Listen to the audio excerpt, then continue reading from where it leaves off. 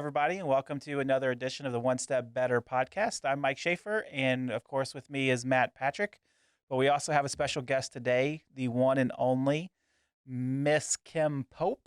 Kim is joining us today. We're going to talk a little bit about her story, where she came from, what she does here, because nobody really knows what she does here. Totally slacker. She says that she works here, but we don't ever really see her especially now that she's moved away. But a lot of you guys know Kim. If you've ever really done any work with our firm, Kim is a big integral piece of that. So we're going to get to know her a little bit more, get her story, and then we're going to wrap things up. And so really appreciate you guys listening to us on YouTube or Apple Podcasts, Spotify, wherever you're getting your podcast. Really, really appreciate it. Thank you for joining us today. So Kim, welcome. Thank you. We're glad that you're here. So this is what this normally looks like. We're going to just ask you some questions and talk about who knows what, see where things go. We want everybody to get to know you a little bit better and get to hear your story about where you came from and what you guys or what you do here specifically. So tell me a little bit about your history, how you got into the accounting profession. Give me kind of your so you're from Canada, so you're what you guys call it like the CV. Give me that. Give me the rundown. All right. She's usually wearing a big red Canadian flag somewhere, but not today. Not today. She only has one on her wrist, I think. Yes, right. I do. Started in, I've been working as an office admin for years out of school. Moved into some car dealerships and started working in accounting. Just kind of fell into that and went, wow, I kind of really like this.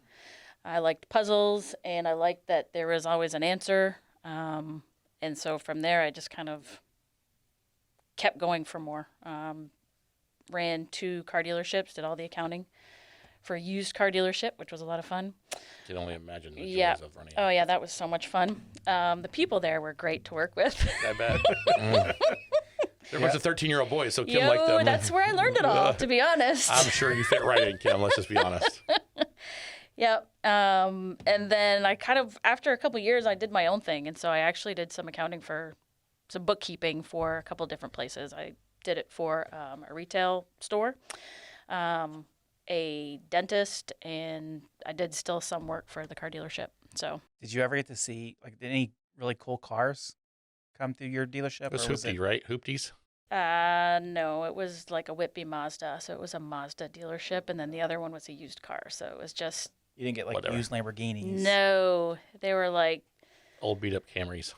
Yeah, and they were like the Sunfires because we were right near a GM Pontiac? plant. Yeah. So it was like that was the main car in that area because that's where they were built. So it was those and like the 300s. That was a cool car at the time.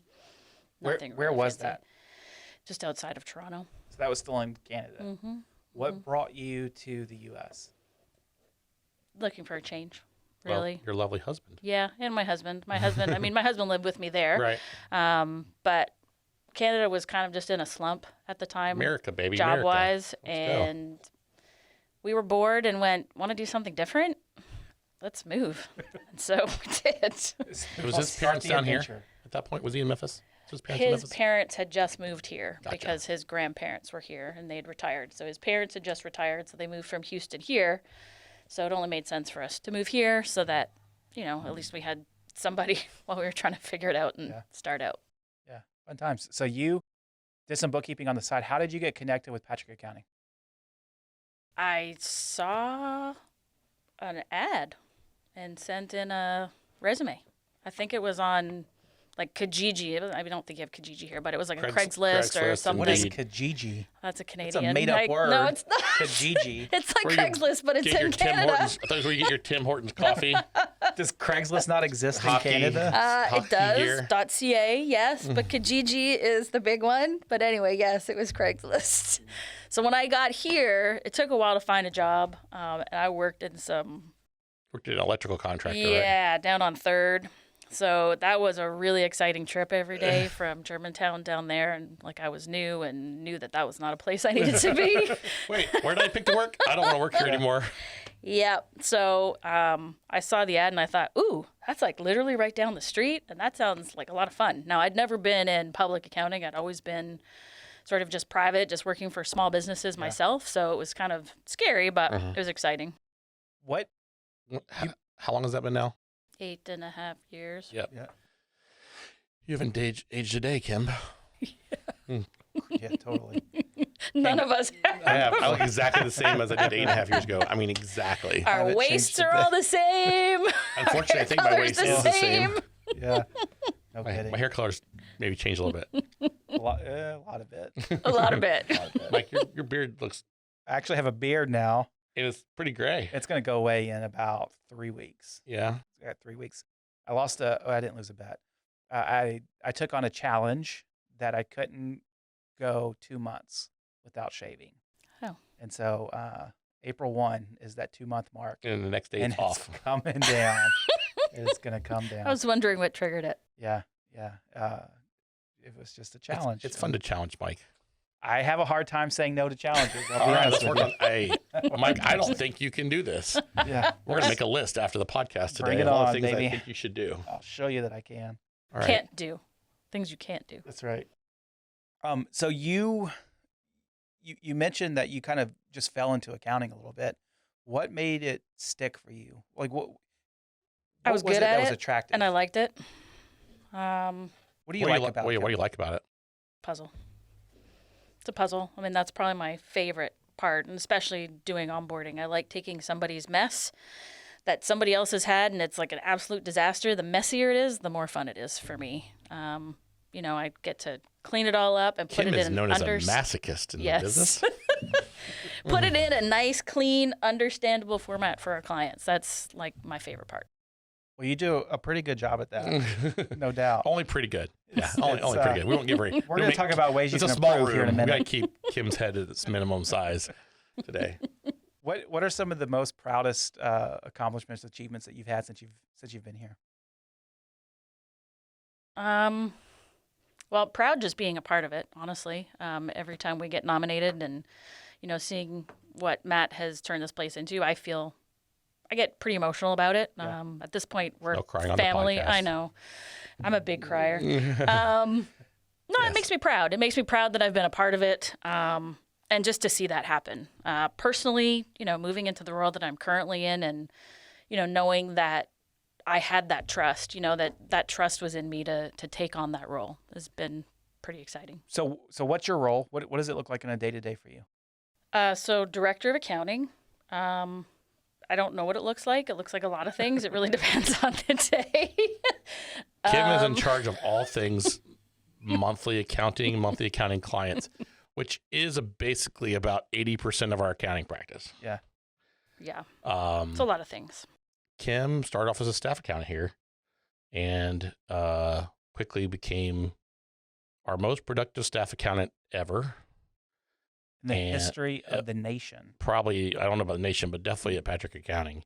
But, like I said, don't give her too much of a big head because, if you don't know, Kim is like a sister to us. And so we like to beat her up and she gives it back just as much as she takes it. So it's just great. I mean, really, there are few people in the country that do what we do that is as good at their job. Don't tell as her Kim. that, Mike. Don't tell her that.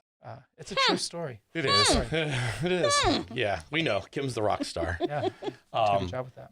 And then Kim took on a wonderful leadership role too. So it was the mentoring and development of the team and the accountability. She's not afraid to crack the whip and pat them on the back and kick them in the butt, whatever they need to do. But also she's a wonderful teacher. Yeah. And you do a lot of different, you have to wear a lot of different hats, a lot of different roles. You mentioned new client onboarding. What do you like about the new client onboarding piece?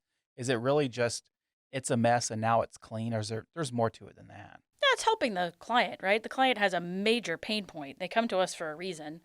And most of the time they've had somebody bad that was doing their books before and they don't understand and whatever. So it's not just the cleanup. It's also what the client ends up getting, right? In the end, now they have something that they can actually get valuable information from. And I help do that. So I like it. It's like a present. Yeah. That comes with a lot of challenges. Obviously, you deal with all kinds of personalities, and I'll say financial literacy levels for our clients, and they're all over the map. What kind of challenges does that cause you to explain what we do in a way that they actually understand? So, I mean, obviously everybody's different, and I think you can gauge that right from the beginning, right? So you know if you're dealing with somebody that has no clue. If they have no clue, then I feel great because I feel like, ooh, I got this and I can explain all this. Now, if they're, if they have a little more accounting acumen, then I get, oh, I hope I do this the right way. But it's not difficult to explain, really. Once it's all put together, it's What you do so well, I'm gonna compliment you again, so please understand. I hate doing it, but I'll do it anyway. No, Especially publicly. yeah, I praise her all the time. She knows it. No, what you do so well is you do take the big pile of mess and turn it into a really usable product for the client, and put it in a way they understand. But you also do a wonderful job of making sure that they are trained to stay in our process. You often talk about that these are our books now, not your books, and getting that client to buy into, look, you're buying into our process and our system. That's a hard step though, right? it is. I'm kind of tough though, right? Yeah. So, but I also It's do tough it. love. It is tough love. So, I think, create a relationship with our clients. So there's the professional, but there's also the me that goes with it. So that helps because I can be like, hey, I Hey, really jackass, need you to, I really need your shit. So, Give me and your it's shit. worked for me, right? And I know based on the people what I can get away with. So I kind of like manipulate it a little bit to work for me. But, I am tough because it's not going to work if you don't do it our way. That's the way it goes. I'm a little rigid that way. We have to allow us to be the experts in what we do. You can be the experts in what you do, and that's Exactly. a great relationship. What's your favorite type of client to work with? Ooh, like industry? Sure. Or type of person, whatever. I actually like the people that don't know anything about accounting, that are really just into their own, like what they do, that's what they know and they don't know. Because I feel like they get the most value out of what we do. They appreciate it. They listen to us. Industry, restaurants do it the are, way that you tell them to do they it. do. In other words, Kim likes it when the client do exactly what they tell her to do, what she tells them to do. It's, yes. I love it. But it sounds like that comes out of a place of you wanting to help. Absolutely. Absolutely, yeah. Yeah, that's fun. What is your least favorite part of your job? This is always the question that we ask, and everybody's like, "Oh, I can't say what my least favorite part of my job is right now." Matt's in we the room. want the genuine That doesn't answer. matter. What is the least favorite part of your job? Taxes? Taxes? Yeah. Yeah. And that just comes from you're still newer to that. Yeah. That's not been your role historically, and you've gotten into it. Correct. What's weird for you, I think it's not their ability, it's your confidence in it. Yeah, I like to be an expert in what I can do and be the best at it. And because I can't do it all the time, because I'm doing so many things, I can't get to that place where I got this because that's all I do. So that's that part bothers me. I hate taxes. It's her confidence in it too. I don't think it's her actual abilities. So you actually get it right 99% of the time, but it is the confidence that you haven't done it forever. And if you don't enjoy it as much, it's I don't know. I thought you said you love the I never take a day off thing, but I'm glad you didn't say that. So I'll make sure you got some more new clients coming on board. Hey, that's what I have others for now. That's right. That's right. Hire more people, Matt, and it's better. As you like Matt said, you started here as a staff accountant. You moved up into an accounting and tax manager role, and then ultimately where you sit today is director of accounting in each tier, taking on more responsibilities, both leading a team, but also developing processes, building something special here at Patrick Accounting. What's been some of the challenges as you've had to change roles and change responsibilities? How has that been difficult for you to navigate? The hardest has probably just been amongst peers. Starting here at the same time as other people, or after other people, and then moving as I did. So that was just a little challenging, especially since one of them is one of my best friends. Yeah. So when I first moved up, just trying to be delicate to that and not sort of push myself into, you know, as a superior, you know, trying to just stay kind of level about that. And then just, you know, dealing with, that's been the hardest part, honestly. We have a small, close-knit group of accountants that you lead, all of which you have a relationship with beyond just boss. How do you walk the line between developing a personal relationship with the people that you lead and still maintaining the, look, sometimes I'm going to have to get on to you because you're not doing your job correctly. I need and a that's piece of my paper job. if she gives a good answer. I might need that for myself. There's the cell phone conversations and office conversations. That's really the defining line. Yeah. There's a few times I've had to put my foot down and say, hey, you wouldn't do this to Matt. I said it recently, actually. I asked for someone to call me because I tried to get them and they didn't call me. And I said, hey, I need you to call me now. And they said, oh, I'm just doing something. I will in a minute.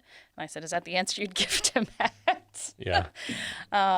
You know, so just things like that, because there's sometimes knowing, hey, where's that line is. And so I had to say, like if I say I need you to call me this now. This is my boss.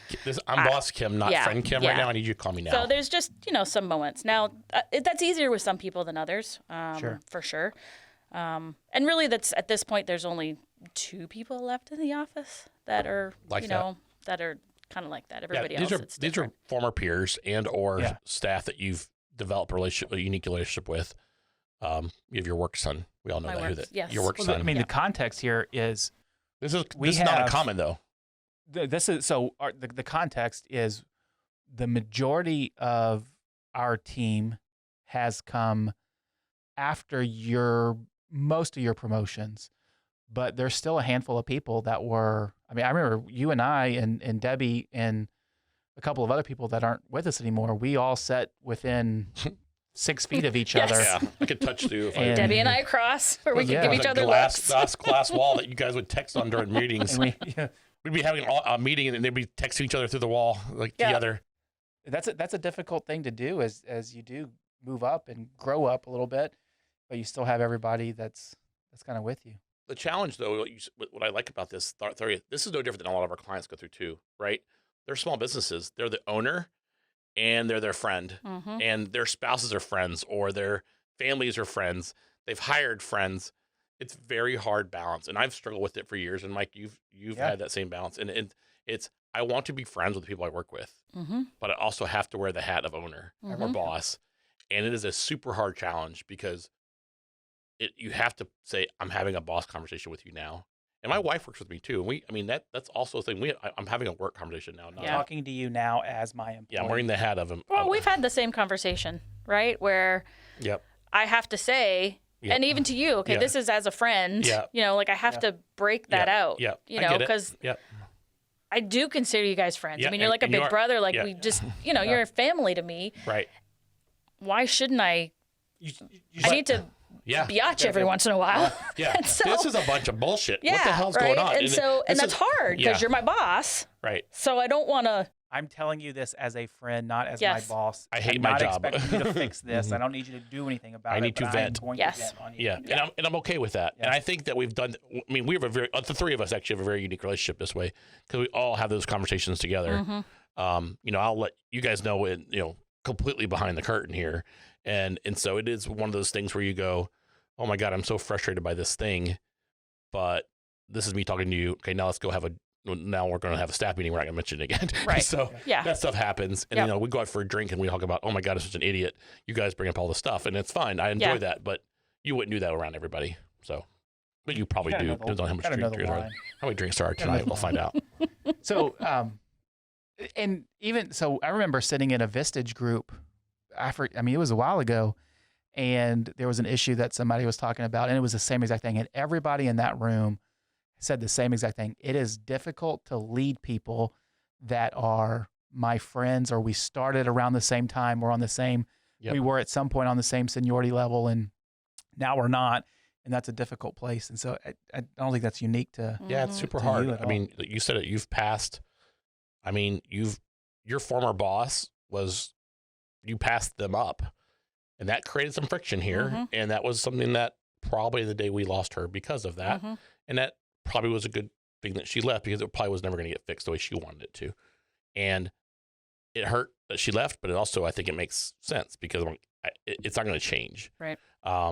Likewise, you have staff that you and Debbie started a week apart. Mm-hmm. Debbie just made manager. She's developing great, but at a different speed. Mm-hmm. Mike has developed faster than anybody in the office. He came as a staff. He was your staff. Mm-hmm. So it's all those things are just unique. And I don't think that's unique to a small office. I think that's kind of a common thing that all of our clients kind of run through. Mm-hmm. I know that, I think of a restaurant, they hire their best friend and next thing you know, like, I got to fire my best friend. Right. We've had people fire their brother or fire their parents. Right. Fire their kid. We've had that happen. Well, thankfully, we weren't friends before. We've become friends throughout this. Yeah. And we're not friends now, so it's fine. Yeah. We really hate each other. Yeah. But we can smile on a podcast because that's what we're supposed to do, right? That we know is not true, by the way. So, Kim, you were here. You were here in Memphis for multiple years, and then, dang it, that husband of yours had to go get a job somewhere else, and it pulled you away. That's the excuse she uses. That's the excuse, yeah. And so you moved to Dallas now almost 3 years ago, almost 2.5-ish years ago. Mm-hmm. And you are one of our first leaders. Oh, leaders. First leaders, yes. That Yep. are managing a team fully remotely. Mm-hmm. What has that been difficult? Talk to me a little bit about what the challenges there, what's been good about it, how you've navigated that. So I'd say my challenges are less leading them than they are being a part of leadership itself, honestly. Just, being able to be around and just come and sit in your office and, talk for a few minutes or just being a part of that has been difficult for me because it's not the same. Yeah. As the community. Leading the team, we see each other every day. I see them every week. And most of the time when I talk to anybody, it's on a Zoom. I always say, hey, jump on my Zoom. Hey, jump on my Zoom. So I see everybody. Notice that power play, jump on my Zoom. Absolutely. I'm not getting on your Zoom. No, it's my Zoom.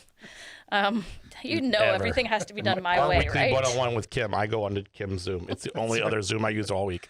I did hear from Kim is QBIC. Let's just understand what's going on. I did hear through the grapevine that you do have at least one client now that refers to you as Queen instead of Kim. Yeah. It's great.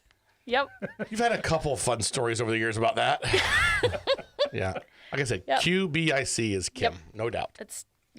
And she's proud of that title. I am. I might get her new cards. I think this time. Oh, wow. I think just on the back in big letters. It's like the old Mark Zuckerberg.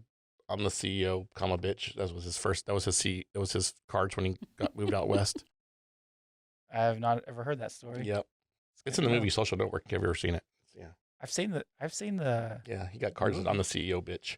I guess I just didn't pay attention that well. I'm not getting that for myself. Because I'm pretty sure when I moved up, I wrote it on my card and stuck it on my. You don't need them printed. Yeah, I wrote that out and stuck it up on my pinboard. Like Kim always does, she took charge and made it happen herself. I'm not going to wait on somebody else to print cards. Yeah, I got this. Anyway, back to the original question. What was the question? Being a remote employee. Yeah, remote employee. I try as much as possible to Zoom so that I see everybody face to face.